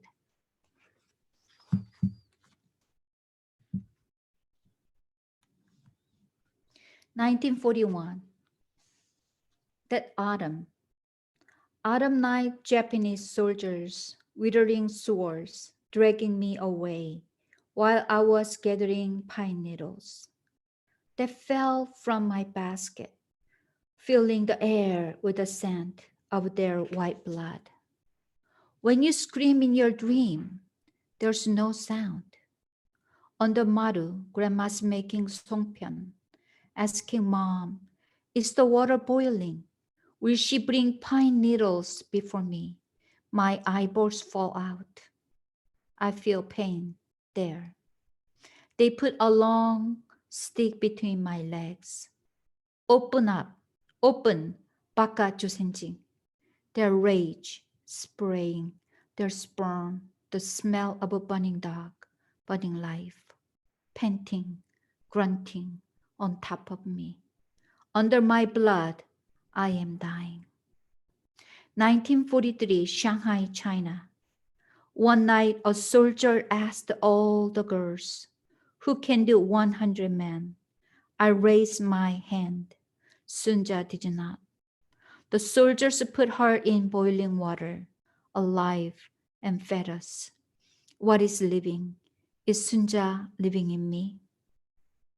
1946, Jinju, Korea. 1 year after liberation, I came home, short hair, not wearing hanbok, not speaking clearly. Mother hid me in the back room. At night, she took me to the well and washed me. Scars sealed with hot steel, like a burnt bark, like the roots of old trees all over my body. Under the crescent glow, she smiled when she washed me. My baby, your skin is like a white jade, dazzling. She bit her lower lip, washing my belly softly, but they had ripped open my womb with the baby inside. Mother made my white rice and seaweed soup, put my favorite white fish on top. But mother, I can't eat flesh. That night in the granary, she hanged herself, left a little bag in my room, my dowry, with a rice bowl. Father threw at me, waved his hand towards the door. I left at dusk. 30 years, 40 years, forever, mute, mute, mute. Bury it with me. They call me Wiambu. I had a name. 1991 to the AM. That night, the 1,000 blue stars became white butterflies through ripped rice paper and flew into my room. 100, 1,000 butterflies, endless, white butterflies going through the web in my mouth, into my unhealed red scars, stitching one by one. Butterflies lift me, heavier than dead. Butterflies opening my bedroom door, heavier than shame. At dawn, I stand. 그들은 나를 위안부라고 부른다. 내게도 이름이 있었다. Thank you.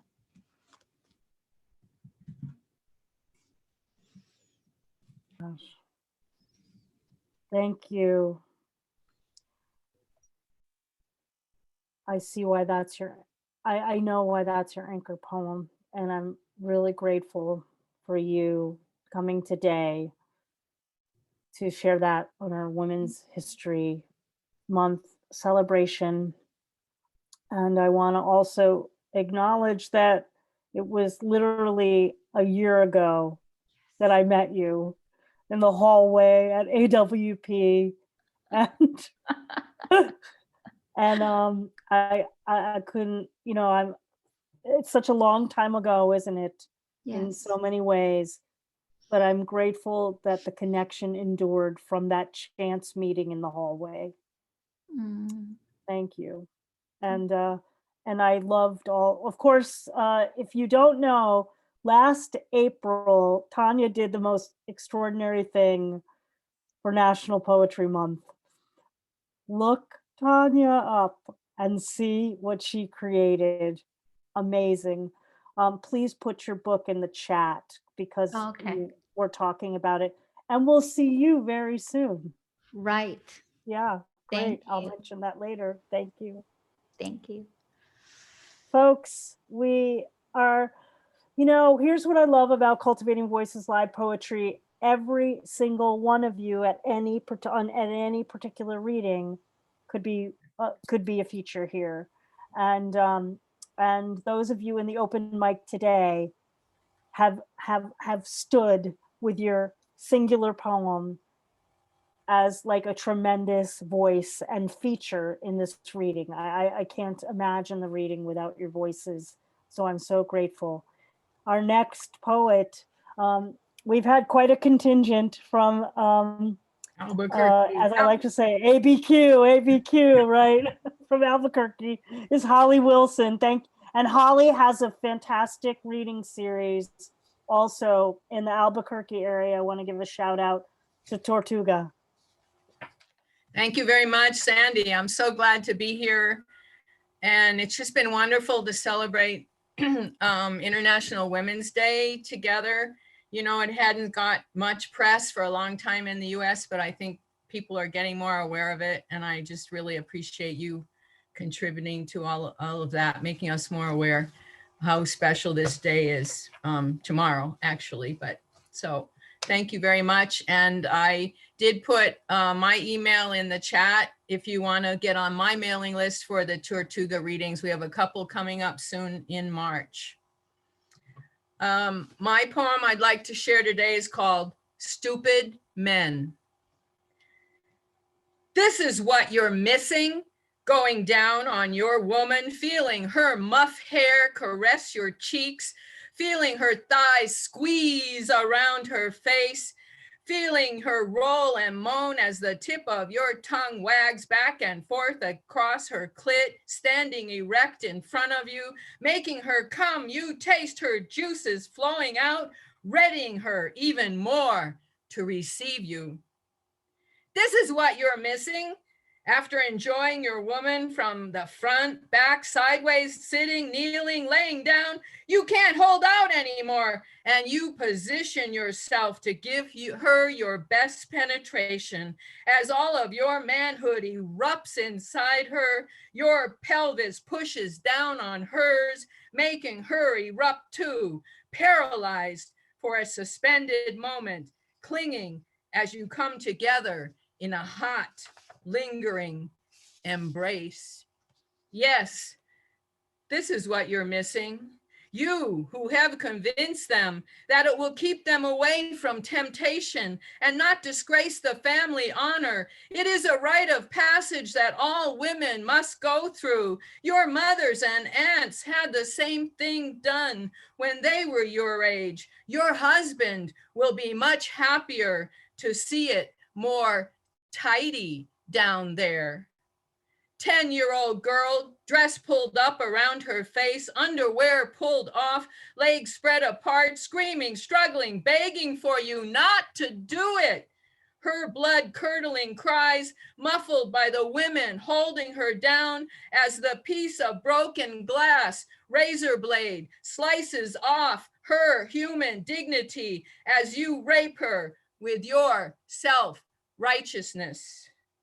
You who give this small piece of flesh so much power that you think it better to remove the source of your discontentment than to take the chance that your woman would spread her legs willingly and gladly give it to you, and that you could feel great joy from taking it from her.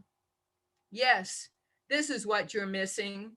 It is you who have chosen to make yourself impotent of ever truly being able to satisfy your woman or enter into this holy union with her. Stupid men.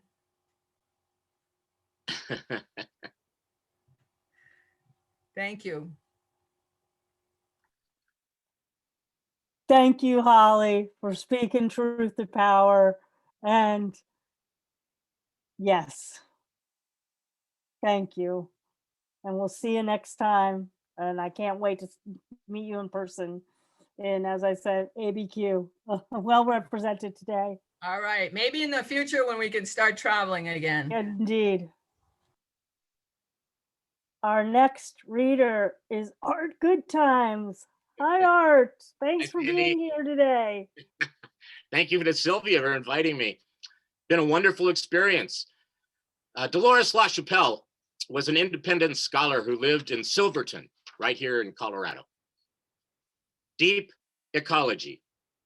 Nothing so window shattering about Dolores LaChapelle's way of the mountain. Chop wood, carry gourds, share the lyric valuables. You bring tea, I'll bring sake. And we'll sing new songs, old chants, and drum until the full moon lets us down deeper than before.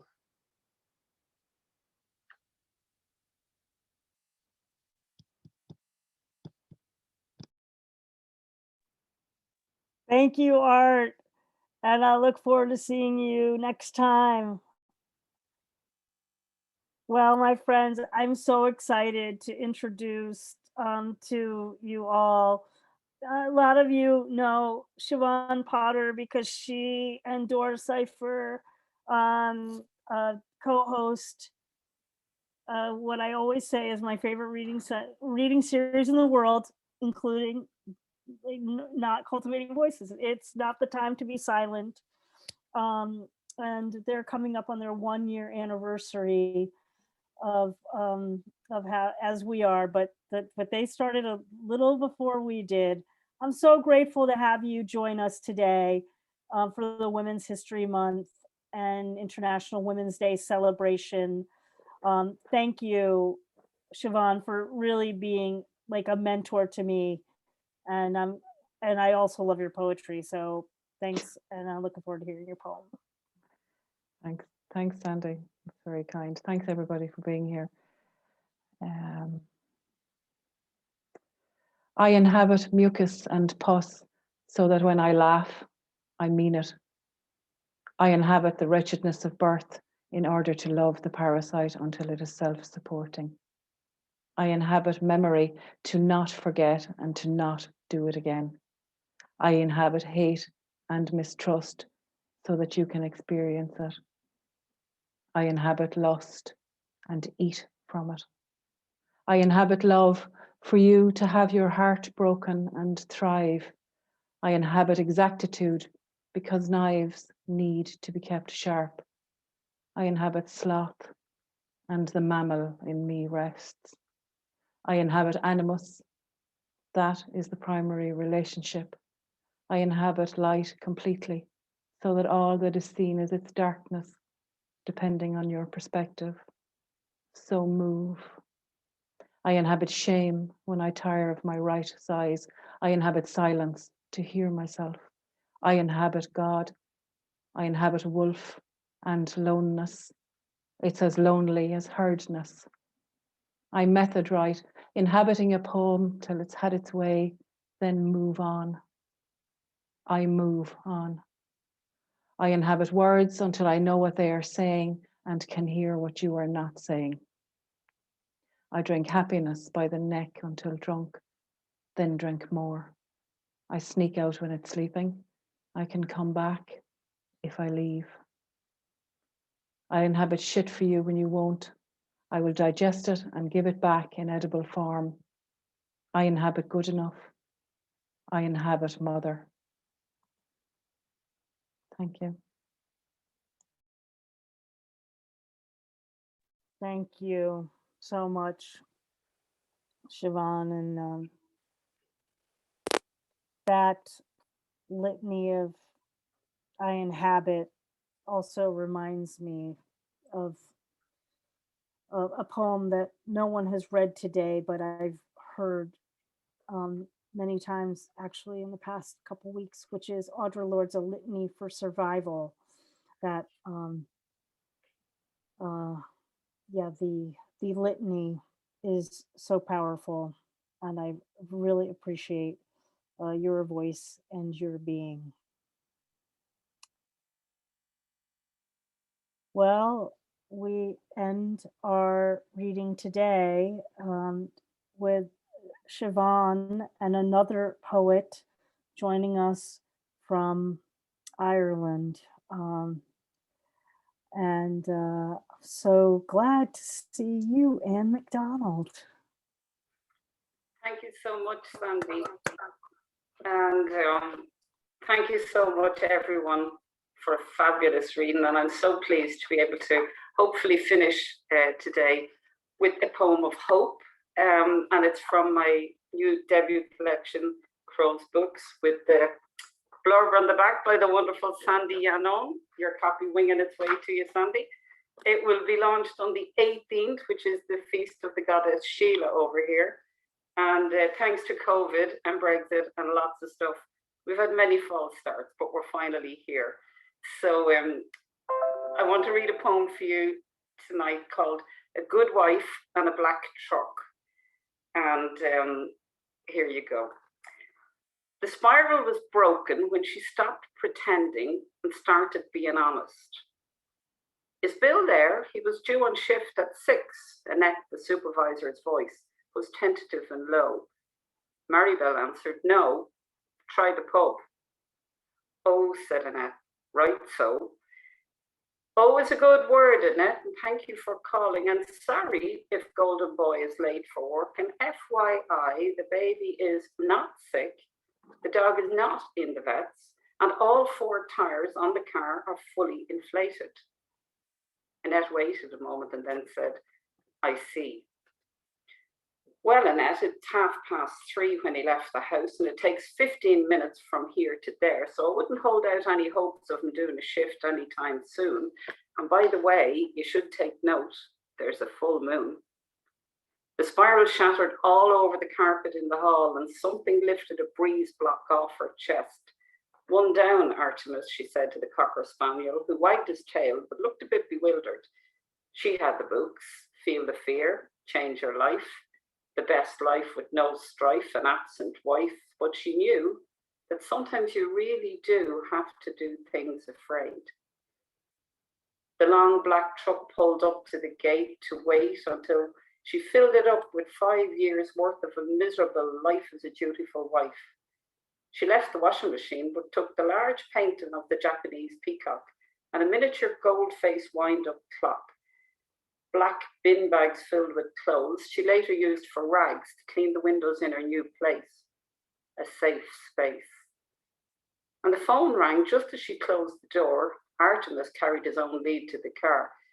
Did Bill get paid today, do you know? I don't know, Joe, to be honest, and I have to go. Annette put the phone down. And as she drove away behind her life in the black truck, driven by Pat the man, half truck, half van, who could and would shift anything, she had the sneakiest suspicion that Golden Boy would never see it coming and would be genuinely left in shock, up to his narcissistic balls in hock. Thank you.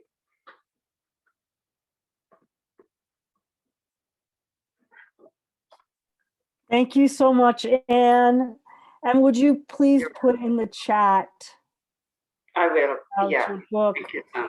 Anne read in our new book showcase this fall from the collection, but as has happened to folks, presses because of the pandemic, give a release date and the printing gets delayed, and so I'm so glad now that your book is seeing the light of day, and that it's worked out well for you and your publisher. Thank you.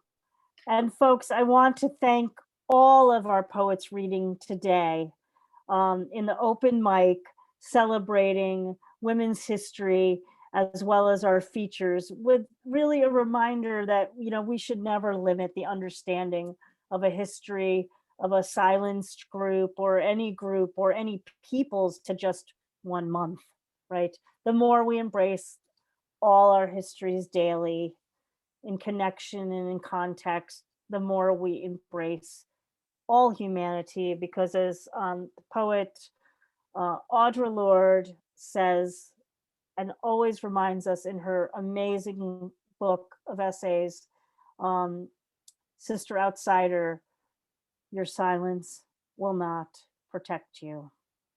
And our reading today, I think, was tremendous evidence of how when we speak out against and to and with and for, and in all that, and in all the permutations to history, we are the stronger as individuals, and hopefully together.